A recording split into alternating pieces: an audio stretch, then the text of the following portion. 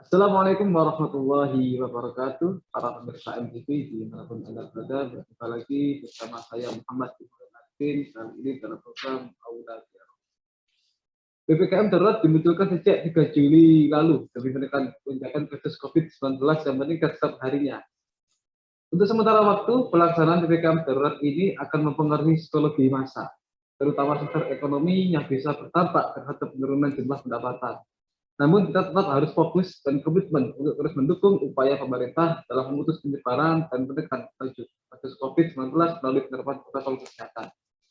Pemirsa, untuk membahasnya kita telah terhubung dengan Mas Danang. Beliau merupakan seorang psikolog. Ya. Mas Danang, bisa dengar suara saya? Ya, Mas Iswan, bisa didengar. Bagaimana kabarnya, Mas? Alhamdulillah baik, Mas. Sehat. Alhamdulillah ya. Baik. Jadi Mas, sejak COVID-19 muncul sudah banyak kasus PHK yang banyak dirumahkan ini. Bahkan banyak yang kerabat atau saudara atau teman kita yang meninggal dunia. Ini bagaimana ini menurut Anda ini? Ya baik Mas, jadi memang situasi yang kita alami ini bukan situasi yang mudah ya Mas ya. Banyak kabar-kabar yang berseliweran begitu ya, yang itu sangat membuat kita mau nggak mau harus percaya bahwa COVID ini nyata, dan mungkin sebelumnya adalah orang-orang yang jauh dari kita, tapi sekarang ini sudah mulai banyak rekan-rekan kita, ya saudara kita yang juga menjadi korban COVID. Terlebih lagi juga berdampak pada sisi ekonomi, sisi aspek sosial dan yang lain, sehingga ini juga menambah stres sendiri terhadap kondisi psikologis masyarakat, Mas. Jadi selain kita juga mengalami permasalahan secara finansial, tapi secara psikologis kita juga mengalami permasalahan. Sehingga sebenarnya stres ini menumpuk, Mas. Stres ini sangat menumpuk, dan ada baiknya nanti kita mau nggak mau ya, harus belajar bagaimana kita beradaptasi dalam situasi yang nggak mudah ini. Kira-kira begitu, Mas Iwan. Iya, untuk dampak psikologis ini bisa dijelaskan, Pak. Dampaknya ini seperti apa? Apakah itu gangguan mental dan lain sebagainya? Ini bagaimana, Pak? Ya, tentu saja ini salah satunya juga membuat stres sendiri ya, menjadi stresor tersendiri bagi masyarakat, bagi orang-orang, dan mungkin yang dulunya pernah mengalami permasalahan kejiwaan, ini juga menjadi trigger, menjadi stresor yang memicu kembali, Mas. Dan mungkin juga ini menjadi permasalahan baru yang juga bisa jadi yang dulunya itu mungkin mempunyai kepribadian yang cemas, tapi masih belum mengalami gangguan ya, ini juga bisa menjadi trigger. Karena selain stresornya juga sangat banyak, Mas. Baik stresornya itu dari keluarga sendiri, mungkin kalau terkait dengan COVID ya, takutan terhadap COVID, misalkan ada informasi dari keluarga, di medsos juga sama seperti itu, gitu loh. Sehingga ini menjadi tekanan sendiri bagi masyarakat, dan bisa jadi ini menjadi penyebab orang mengalami permasalahan kejiwaan. Saya sendiri juga banyak menangani ya, banyak klien-klien yang dulu mengeluh, dulunya sebelum COVID dia kondisinya begini gitu ya. Lalu setelah COVID dia kondisinya begitu. Artinya ada perubahan yang signifikan sebelum adanya COVID ini dengan sesudah adanya COVID. Nah, permasalahannya bisa macam-macam, Mas. Bisa jadi memang dulunya dia ada kegiatan begitu ya. Ada kegiatan, ada hal-hal yang dia lakukan. Nah, tiba-tiba waktu COVID harus di rumah, harus berhati-hati, nggak bisa akses dengan lingkungan sosial. Nah, ini menyebabkan stresor tersendiri bagi beberapa orang, Mas. Tentu saja tingkat dari gangguan psikologis atau besar kecilnya atau jenisnya gangguan psikologis setiap orang pasti berbeda. Ada juga yang masih kalau bahasa Jawanya itu menter ya. Masih menter tuh banyak juga. Tapi bagi orang-orang yang punya kerentanan tertentu, ini juga sangat menjadi stresor berat, Mas. Jadi banyak masalah-masalah kecemasan, masalah-masalah akhirnya dia jadi insomnia. Ada juga yang emosinya tidak stabil, akhirnya bertengkar sama istri, sama suami, sama anak, dan seterusnya. Kira-kira begitu, Mas Iwan. Iya, ini kan dampak COVID ini kan sangat luar biasa ya. Orang yang Ya. sebelumnya berpenghasilan tinggi tiba-tiba bahkan sampai tidak punya berpenghasilan itu malah justru terjadi gangguan mental, gangguan kesehatan terhadap dirinya. Ya. Itu bagaimana Pak menurut Anda, Pak? Ya, ini banyak sekali nih Mas ya. Jadi penghasilan itu mungkin kalau misalkan penghasilan menurun itu nggak terlalu seberapa. Tapi ketika itu dibandingkan dengan misalkan ada kebutuhan untuk membayar cicilan, itu banyak sekali orang yang mengeluhkan seperti itu. Tidak ada penghasilan, biasanya aja penghasilan dibayar untuk bayar cicilan tuh Mas. Cicilan baik itu yang konsumtif ataupun yang bisnis gitu ya.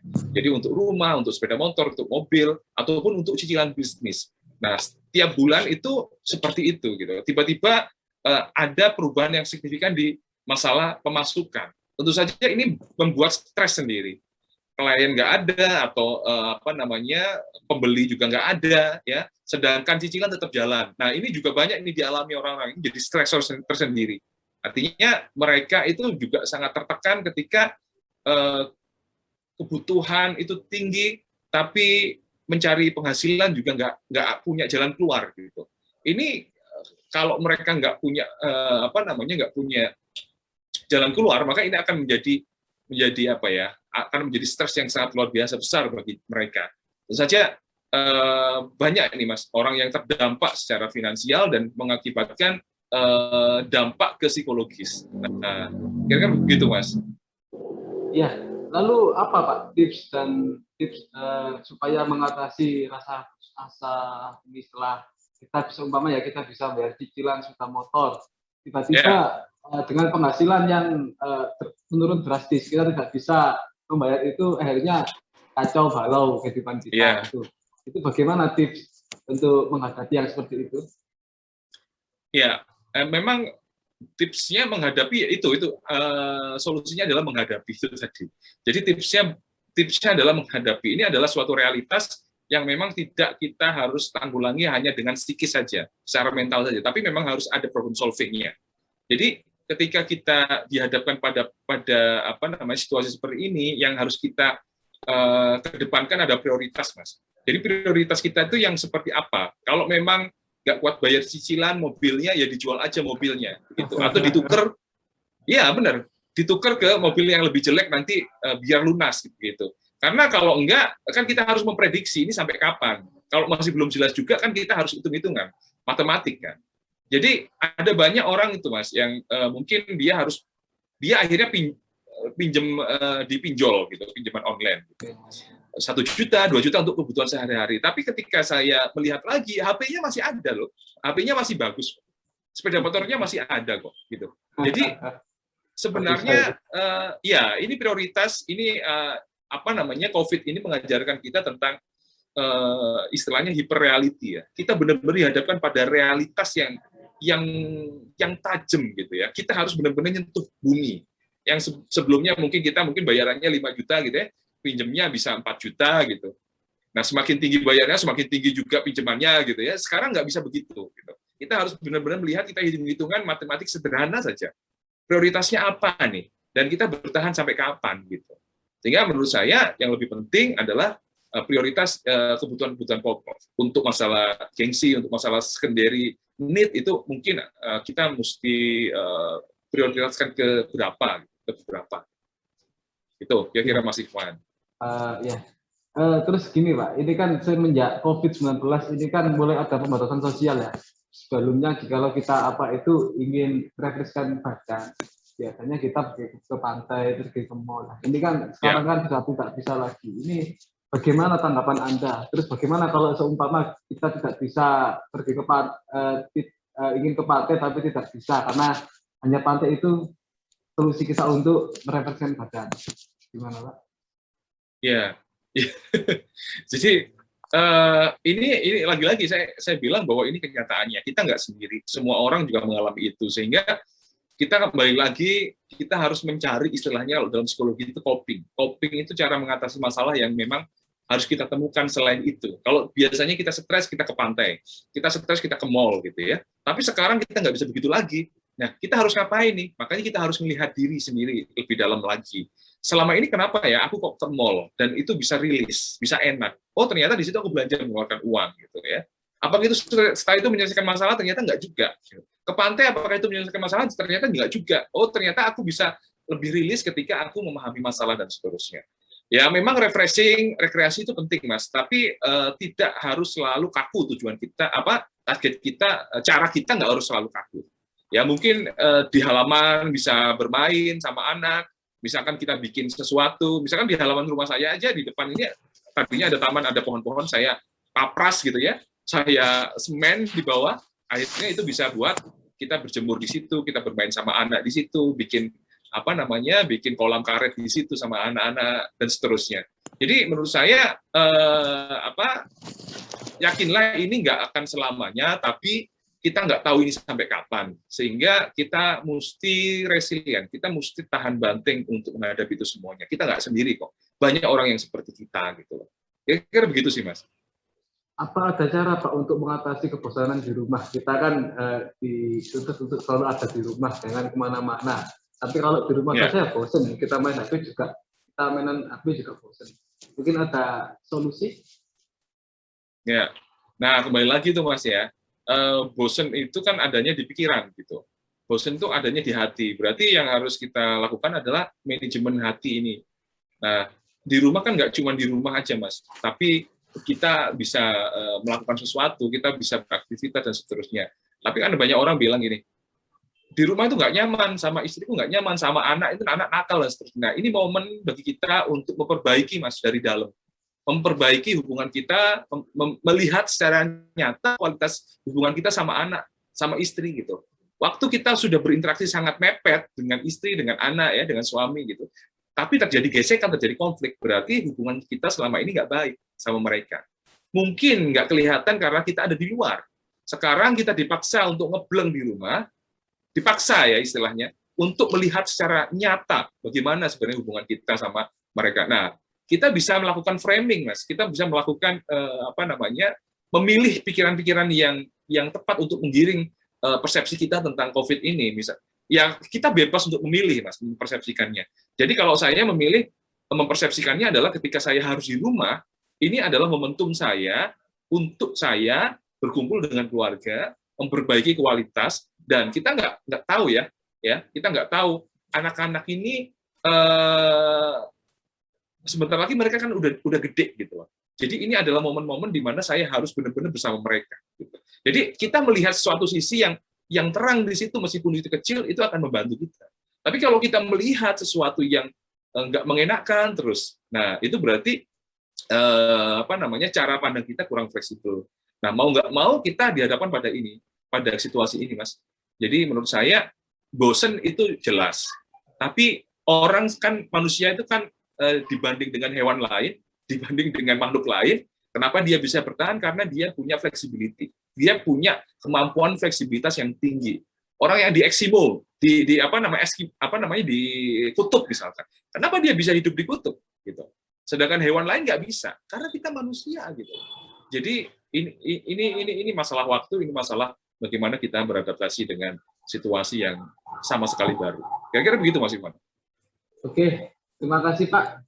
Ditahan dulu, kita akan para pemirsa MTV dimanapun Anda berada, jangan kemana-mana, kita akan kembali lagi setelah pariwara berikut ini. Tetap di Aula Dialog AM.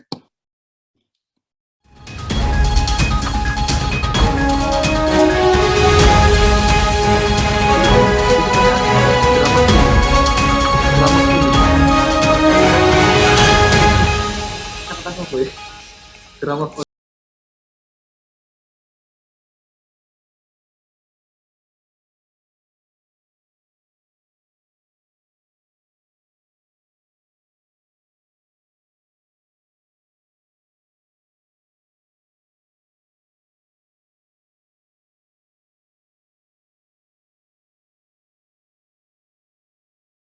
Ini kita nggak usah buru-buru bingung, nggak usah cari-cari yang lain, karena di sini sudah tersedia semua antara kaitan antara Al-Quran dan hadisnya, yang ada kesesuaian antara Al-Quran dan hadis.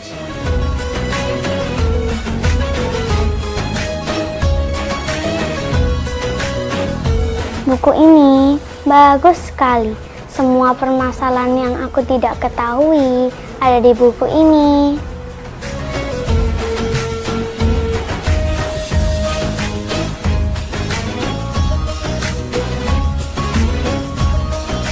saya Marzuki Mustamar, Ketua PLO Jawa Timur.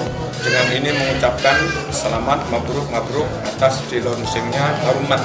Ini semacam PWNO Mart, jaringan pemasaran yang dimiliki oleh PLO Jawa Timur, sahamnya milik Jawa Timur. Super Premium terangkai dari benang kualitas teratas. Super warnanya,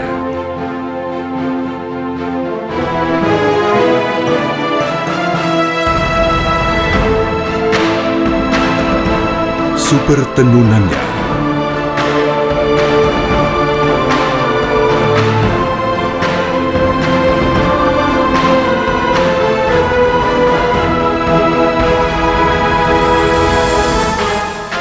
super nyamannya.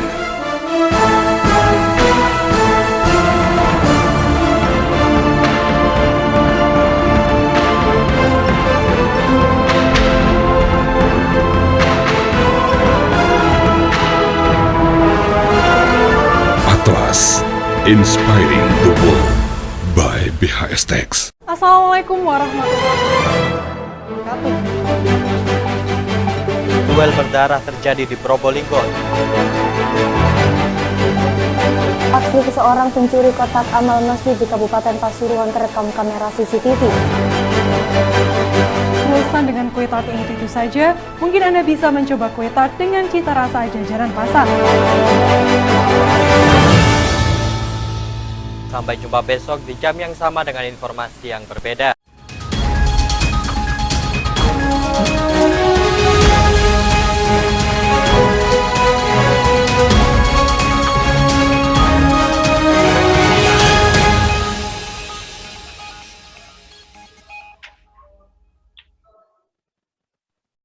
Terima kasih Anda masih bersama Aula Dialog, masih bersama saya Muhammad Wanul Arifin. Kita masih membahas judul dampak PPKM darurat terhadap kesehatan mental. Dan kita masih tersambung dengan Pak Danang, beliau merupakan seorang praktisi psikolog. Pak Danang, ini kan ada bahasa disarankan agar setiap orang ini segera move on. Ini maksudnya seperti apa ini Pak Danang? Ya, move on ya. Jadi ini kan suatu situasi yang baru ya Mas ya. Situasi yang baru dan kemungkinan juga nggak akan sama lagi seperti sebelumnya. Karena pandemi ini akan nggak akan pernah hilang, akan jadi endemik. Gitu. Akan jadi penyakit yang wajar seperti flu-flu yang lain. Gitu. Dan ketika kita terus takut, kita terus khawatir, mungkin ini sampai kapan seperti itu terus. Sehingga kita perlu move on. Nah, tapi yang dimaksud move on ini yang perlu kita kita perjelas lagi move on-nya seperti apa. Nah, move on berarti kita melangkah dari yang tadinya dulu pandemi, sekarang ke pandemi kita harus beradaptasi dengan itu, gitu ya. Tapi tentu saja kita juga harus mempertimbangkan hal-hal yang memang diperlukan, Mas. Ya, artinya kita tidak terjebak pada masa lalu, di mana dulu misalkan dagangan saya ini bisa laku, sekarang nggak laku, gitu ya. Atau dulu orang-orang pakai uang, sekarang pakai cashless, repot untuk untuk alat bayarnya dan seterusnya. Dan itu tidak hanya terjadi pada finansial, tapi juga pada aspek sosial juga, gitu. Dulu kita rapat tuh langsung tatap muka, sekarang harus pakai Zoom dan seterusnya. Nah, itu mungkin yang dimaksud dengan move on. Kalau dulu kita mungkin habis dari luar, ke rumah kita nggak harus cuci tangan, sekarang harus cuci tangan, masuk ke mall, kita harus cuci tangan, dan seterusnya. Nah, ini mungkin ada kebiasaan-kebiasaan baru yang harus kita benar-benar hayati, gitu, bahwa ini penting untuk kita. Kita mesti move on dari kebiasaan yang lama ke kebiasaan yang baru. Dan kebiasaan yang baru ini tidak sepenuhnya jelek sih, Mas. Karena ada banyak pesan di situ yang memang disampaikan dengan baik, gitu. Artinya ketika kita memang kotor, kita harus cuci tangan. Dan by the way, kalau misalkan kita harus Zoom, kita harus di rumah dan seterusnya, itu banyak nilai positifnya menurut saya. Bahkan ketika saya menggunakan Zoom ini, saya bisa menghadiri rapat di Semarang tanpa harus datang ke sana. Misalkan. Saya bisa mengadakan webinar, training online tanpa harus saya menyewa hotel dan seterusnya. Ini banyak sekali sebenarnya sisi lain yang kita bisa lihat, tidak hanya melihat sisi-sisi kekurangannya saja. Kita harus move on, baik dari mental maupun cara-cara kita. Kira-kira begitu. Ya, itu tadi kan salah satu sisi positifnya. Tetapi kita tidak mungkiri bahwa pandemi COVID ini menimbulkan efek yang luar biasa, dampak yang luar biasa ya. Salah satunya yaitu dampak psikologis. Kalau boleh tahu bagaimana sih cara untuk menyembuhkan dampak psikologis ini, Pak Nanang? Ya, tentu saja gini, Mas. Jadi manusia itu punya kecenderungan untuk merasa cemas, merasa khawatir karena ada di situasi yang bahaya. Jadi ketika kita berada di situasi bahaya, ya, otak kita itu akan merespon itu dengan mode yang namanya mode bertahan, Mas. Mode bertahan ini memicu adrenalin dan hormon noradrenalin untuk di dalam tubuh kita untuk kita siap siaga, gitu ya. Biasanya kalau dalam situasi yang membahayakan itu biasanya kan kita tangan ini ya sama kaki ini dipenuhi oleh darah sehingga kita bisa lari cepat gitu ya. Kepala kita nggak terlalu banyak darahnya gitu ya. Semuanya lari ke tangan dan kaki. Nah, tapi efek sampingnya adalah itu membuat imun sistem kita turun. Kenapa? Karena energi kita dialokasikan ke mode bertahan, mode lari gitu, Mas. Nah, kalau ini dibiarkan terus-menerus, maka imun sistem kita akan turun, drop, dan secara psikologis kita juga akan drop. Karena ketika kita cemas, maka gelombang otak kita itu akan tidak stabil. Heart rate kita, detak jantung kita juga nggak stabil. Itu membuat fisik dan psikis kita tidak sehat, gitu, tidak stabil. Nanti kalau dalam jangka panjang bisa mengakibatkan gangguan mental atau gangguan fisik atau fisiologis. Nah, bagaimana cara mengatasinya? Yaitu tadi, mengelola kecemasan itu tadi. Bahwa bahaya itu ada yang real, ada yang nggak real. Bahaya yang real, sekarang COVID adalah bahaya yang real, Mas. Tapi ketika kita masuk rumah, kita nggak pernah tahu ya, bahwa di rumah kita ada COVID atau enggak. Tapi kita sudah bersih-bersih, kita sudah semuanya jaga, maka kita harus berkeyakinan bahwa ya sudah, aku pasrahkan saja. Gitu. Tapi kalau kita masih mau tidur aja, masih mikirin bahaya dan seterusnya, maka itu akan menguras energi kita dan akan kita mengalami gangguan psikologis. Oleh karena itu, kita harus yang utama adalah berserah. Berserah atau kalau dalam bahasa kita ya itu tawakal. Nah, sebelum tawakal atau berserah, kita wajib melakukan action, melakukan upaya-upaya. Sebelum kita melakukan upaya-upaya, maka kita nggak bisa berserah 100%, Mas. Karena di pikiran kita masih ada, oh belum ini, belum itu, belum ini. Tapi ketika kita sudah berusaha, kita sudah action, maka pikiran kita akan lebih mudah untuk berserah. Nah, gangguan psikologis akan berangsur-angsur turun ketika kita sudah tidak mulai mengatur 100% kehidupan kita sendiri. Nggak kemurungsung, nggak ruwet sama hidup kita sendiri. Kita pasrahkan hal-hal yang memang kita tidak bisa atasi kepada Tuhan, kepada Allah.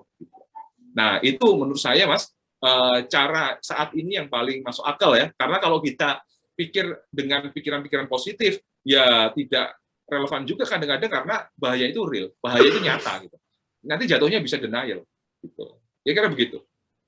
Ya, selama ini kan negara hanya mengobati kesehatan fisik COVID-19, tapi tidak pada kesehatan psikologis rakyatnya. Ini bagaimana pendapat Anda? Ya memang untuk fokus pada kondisi fisik aja sudah setengah mati, Mas ya. Jadi kita bisa memahami itu. Tapi by the way, negara juga ada layanan kok, Mas. Ada layanan jiwa, ya. Jadi isinya itu psikolog ini sama psikiater, bisa orang-orang itu masyarakat telepon ke sana. Nanti dicari aja nanti nomornya berapa hotline-nya. Itu ada kok, Mas. Jadi melayani juga. Tapi ya memang tidak semua itu tersentuh karena orang yang ngerti psikologi itu jarang kok, Mas. Nggak semua orang itu ngerti psikologi maksud saya. Jadi banyak orang yang nggak ngerti psikologis itu seperti apa, harus kemana dan seterusnya itu nggak ngerti. Ada banyak yang seperti itu. Sehingga memang ya disarankan memang ada upaya-upaya yang lebih untuk mempromosikan kesehatan mental ini.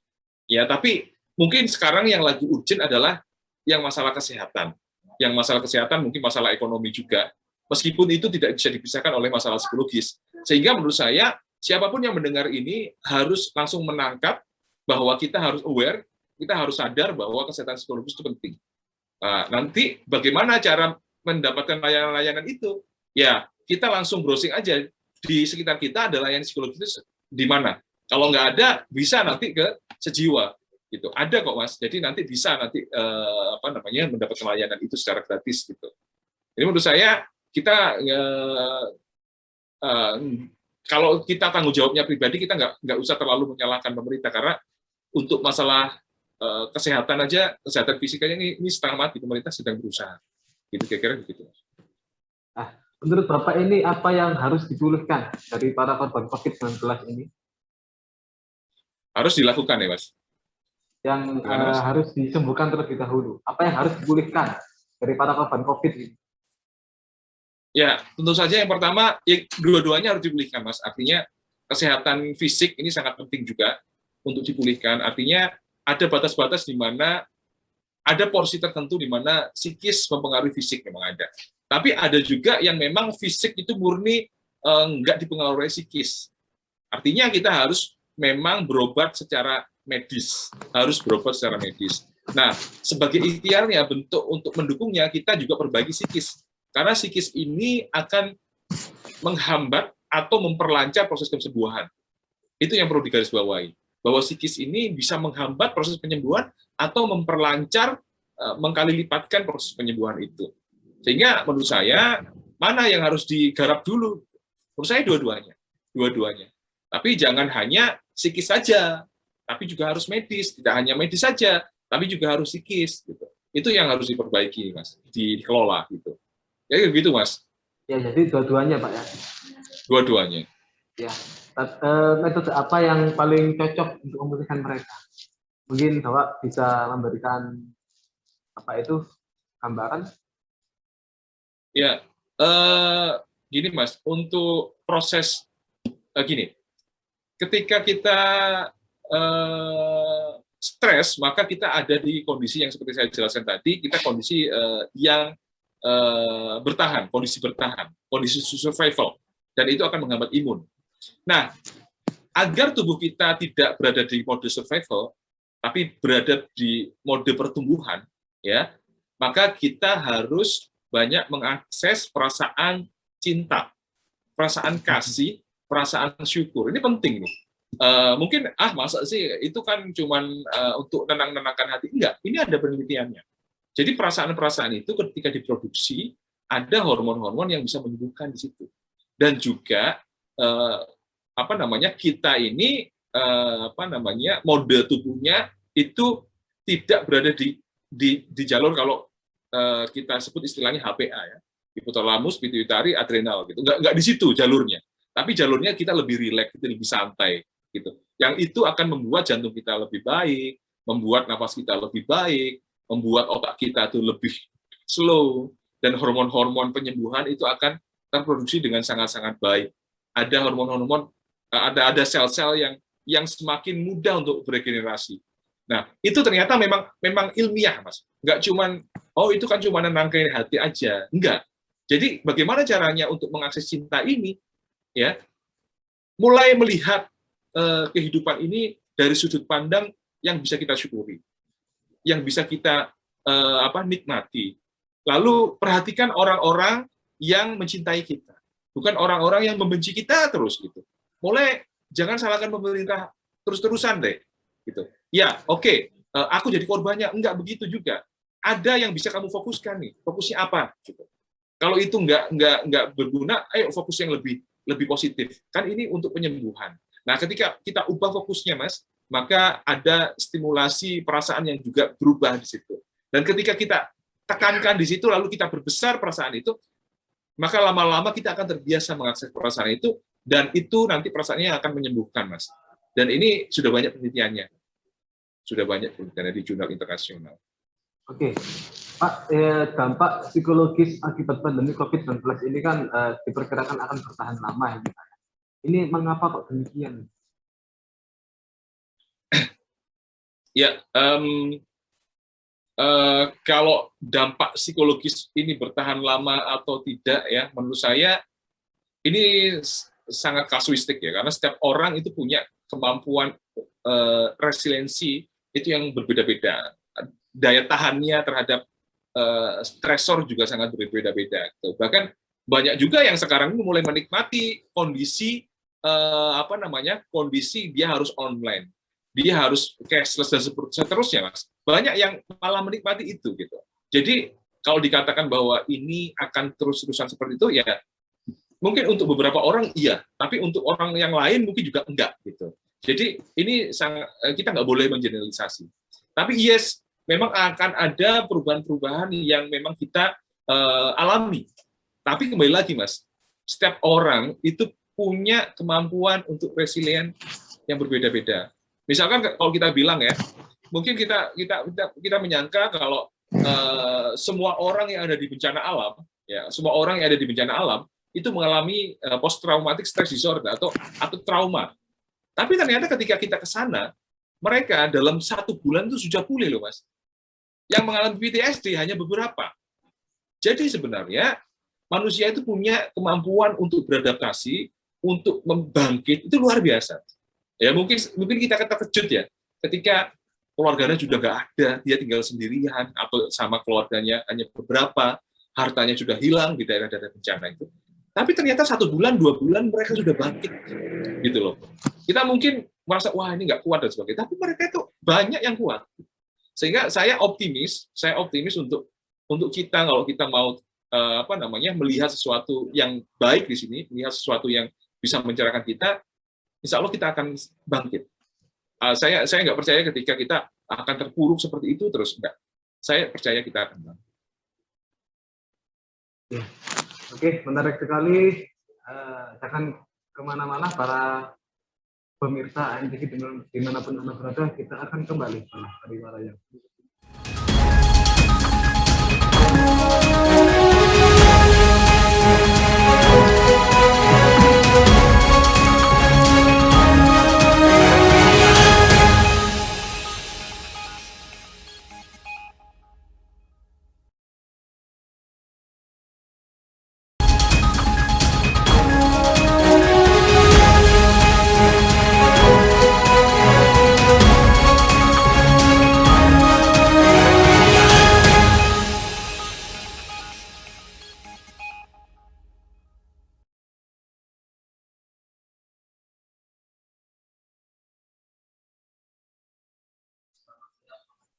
dan bersama dampak PPKM darurat terhadap kesehatan mental.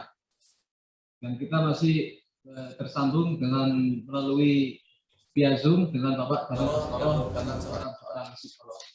Pak Danang, menyambung pertanyaan yang tadi, ini kan banyak orang yang mengalami gangguan psikologis ini kan akan diperkirakan akan bertahan lama. Nah, ini bisa diberi contoh, Pak? Apa sih contoh daripada dampak psikologis? Dampak psikologis dari pandemi ya, Mas, maksudnya ya? Ya. Ya, mungkin dampak psikologis yang paling kita sering dapatkan itu, ketahui itu ya banyak pegawai-pegawai yang merasa ketakutan kalau mereka harus bekerja, gitu ya. Terus mereka juga istilahnya burnout ya, capek gitu, harus menjaga ini, menjaga itu, harus begini begitu gitu. Ada kelelahan di situ. Dan mungkin ada juga orang-orang yang mengalami kecemasan, ada orang yang tidak bisa tidur begitu, Mas. Jadi banyak saya nemuin orang-orang yang cemas luar biasa, takut meninggal gitu ya. Terus akhirnya dia nggak bisa tidur, terus akhirnya itu berdampak pada mood-nya besoknya, dan akhirnya mengalami gangguan perasaan begitu. Itu banyak yang seperti itu tuh, Mas. Ya, kira-kira begitu sih. Jadi Anda menyebutkan salah satunya itu takut, perasaan takut akan mati, ya kekecewaan dan sebagainya. Itu kondisi seperti apa itu? Bisa dijelaskan, Pak Danang? Iya. Jadi nggak semua orang sih seperti itu, Pak ya. Jadi nggak semua orang akhirnya bisa mengalami gejala seperti itu. Tapi memang orang-orang yang mengalami kecemasan seperti itu memang istilahnya punya yang namanya kecenderungan. Jadi sebelum-sebelumnya itu sudah memang seperti itu.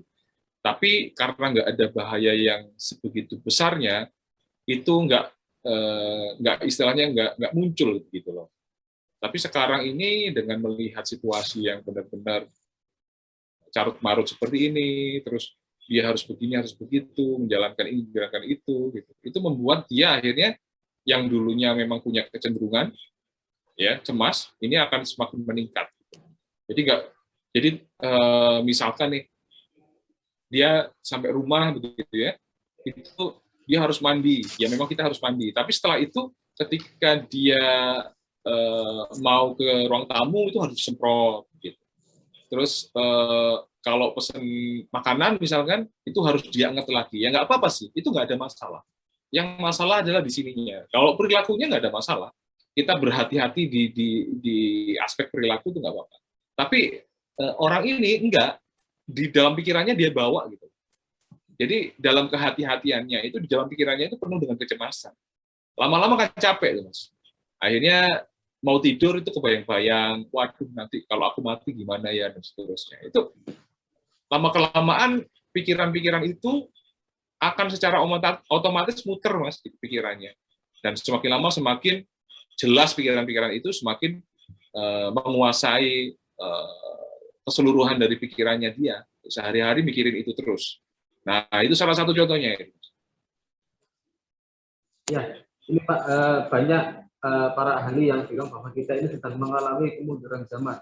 Untuk waktu bertahun-tahun untuk kembali normal seperti sedia kala lagi. Bahkan PBB itu dulu pernah bilang bahwa kita harus terbiasa hidup berdampingan dengan virus corona seperti ini ya. Nah, kenapa kok bisa seperti itu?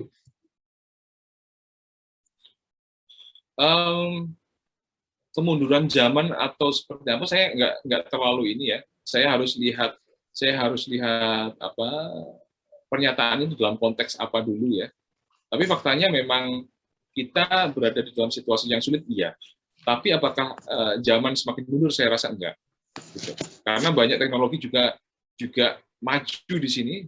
Ketika kita berada di masa pandemi ini, memang banyak teknologi-teknologi yang diberikan kepada kita, dan banyak juga kemajuan-kemajuan yang diberikan kepada kita. Tapi memang ada hal-hal yang memang belum bisa kita lakukan, gitu loh.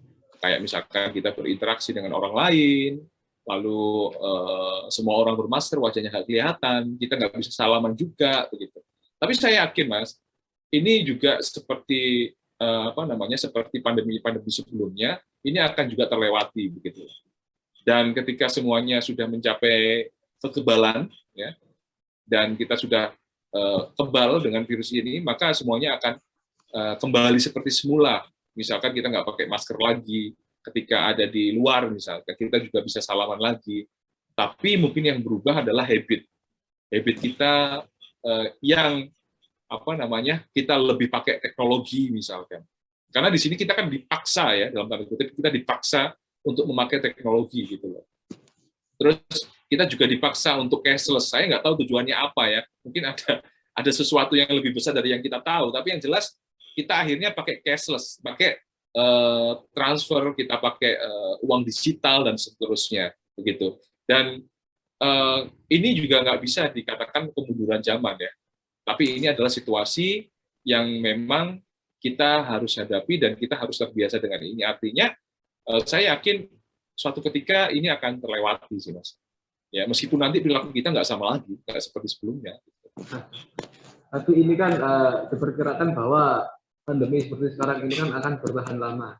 Ini bagaimana kondisi jiwa manusia ini untuk kedepannya? Apakah manusia itu akan semakin cemas? Apakah justru malah terbiasa, malah enjoy saja terhadap pandemi seperti sekarang ini? Ya, Mas. Jadi apakah orang terus-terusan cemas? Saya rasa juga enggak. Saya rasa juga enggak. Karena nanti kan kita ini lagi program istilahnya herd immunity ya, sama vaksin juga sama yang lain juga. Jadi mudah-mudahan kita cepat untuk bisa melewati ini gitu. Nah, apakah mereka akan cemas semua ya? Enggak. Kalau Anda melihat nih orang-orang sebenarnya tahu bahwa bahaya di luar, tapi nggak sepenuhnya cemas kok, Mas. Kalau kita lihat nih benar. Mungkin Mas juga nggak cemas kok, biasa-biasa aja gitu. Kenapa? Karena kita sudah tahu bahwa itu bahaya dan itu nggak harus dilakukan. Apalagi orang-orang yang punya iman ya, itu sakit itu cuma lantaran lah bahasa Jawanya itu. Nah, itu kecemasan itu juga dipengaruhi oleh bagaimana orang itu punya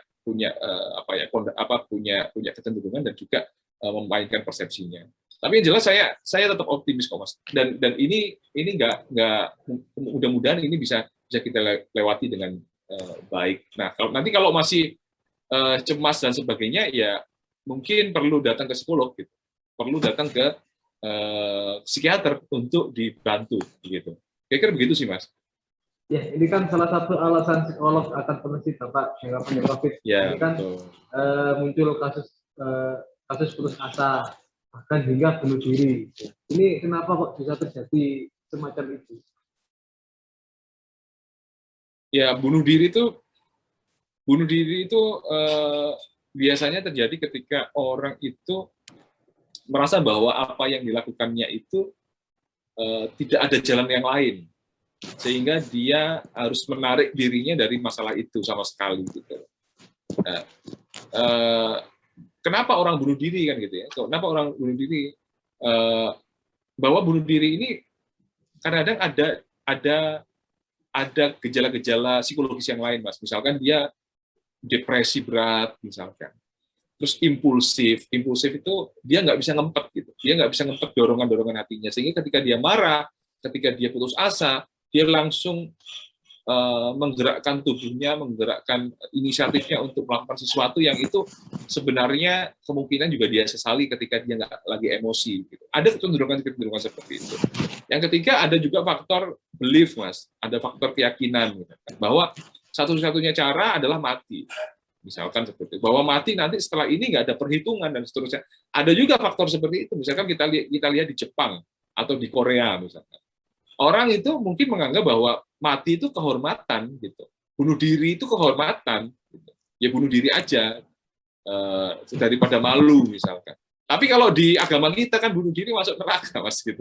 Jadi ada faktor-faktor yang memang juga mempengaruhi. Tidak hanya pandemi terus setelah itu bunuh diri, nggak begitu juga. Memang dari dalam dirinya juga ada. Ya di luar juga ada stresor, di dalam juga ada kerentanan yang seperti itu. Itu gitu, Mas, kira-kira. Ya, apakah benar Pak strategi untuk meminimalkan penyebaran virus ini seperti karantina dan PPKM dapat memiliki dampak negatif seperti menyebabkan gejala stres pasca trauma, depresi dan insomnia? Itu jangan dijawab dulu, kita akan break sebentar Pak. Orang pemirsa MTV dimanapun Anda berada, jangan kemana-mana, kita akan kembali lagi setelah pariwara yang berikut ini tetap di Aula Dialog AMTV.